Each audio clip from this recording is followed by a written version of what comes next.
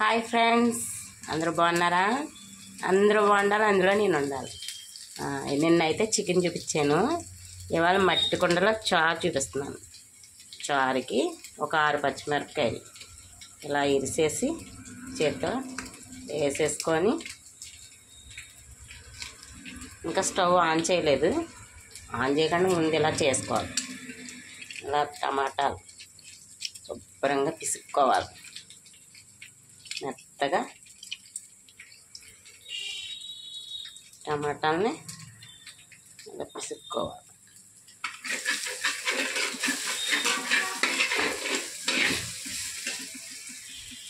మూడు టమాటా పళ్ళు వేస్తున్నాను. 3 టమాటా పళ్ళు శుభ్రంగా ఇలాగా పిసికేసుకొని, గట్టిగా ఉన్నాయి. అదే మంచి పళ్ళు మెత్తగా, ఈ పళ్ళే కానీ గట్టిగా ఉన్నాయి. కొంచెం పళ్ళు మెత్తగా ఉన్నాయి పిసికితే చారు టేస్ట్ బాగుంటుంది. ఇలా అయితే పిసికేసుకొని మొత్తం 3 టమాటా పళ్ళు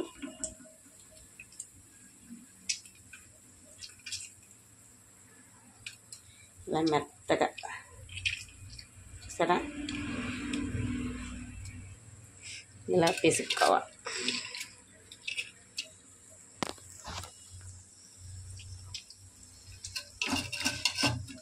పచ్చిమిరపకాయలు, టమాటాలు అన్నీ, ఉల్లిపాయ వేసుకోవాలి. నేను ఇంకా ఉల్లిపాయ వేయలేదు, మరిగేటప్పుడు వేస్తాను. ఇది కళ్ళుప్పు, కొంచెం కలర్ కోసం కారం,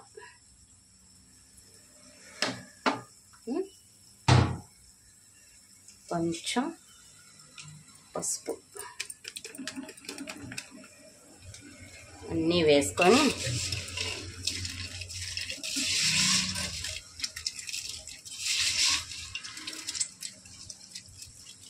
ఇలా శుభ్రంగా పిసుక్కోవాలి. పిసికాక ఒక 2-3 మనకి ఎంత రసం కావాలో అంత రసానికి సరిపడా నీళ్ళు. ఇప్పుడు అవన్నీ పిసికాక అప్పుడు స్టవ్ ఆన్ చేస్తున్నాను.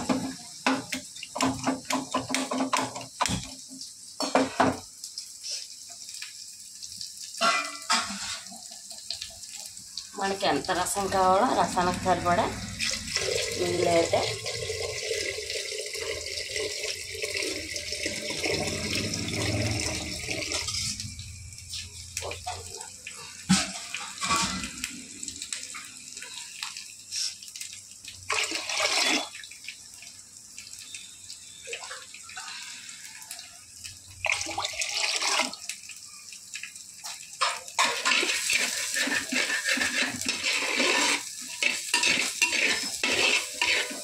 చింతపండు వేయాలి. ఇప్పుడు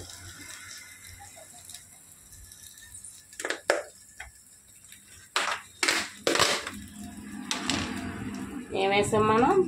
ఒక 3 టమాటా పళ్ళు, ఒక 6-7 పచ్చిమిరపకాయలు, కొంచెం కారం, ఉప్పు, కళ్ళుప్పు,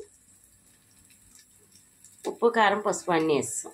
ఇప్పుడు చింతపండు, దానికి మనకి పులుపుకి ఎంత సరిపడా అంత చింతపండు కూడా వేసుకొని, ఇందులోనే కొత్తిమీర, కరివేపాకు, మన దగ్గర ఏముంటుంది కొత్తిమీర, కరివేపాకు వేసుకుంటే మరిగేటప్పుడే కొంచెం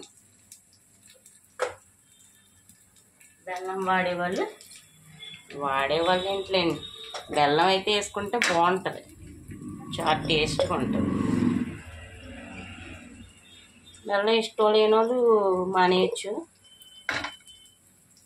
తింటారు అనుకుంటే మనకి బెల్లం ముక్క అంటే వేసుకుంటే, ఇంకా అన్నీ వేసేసాను.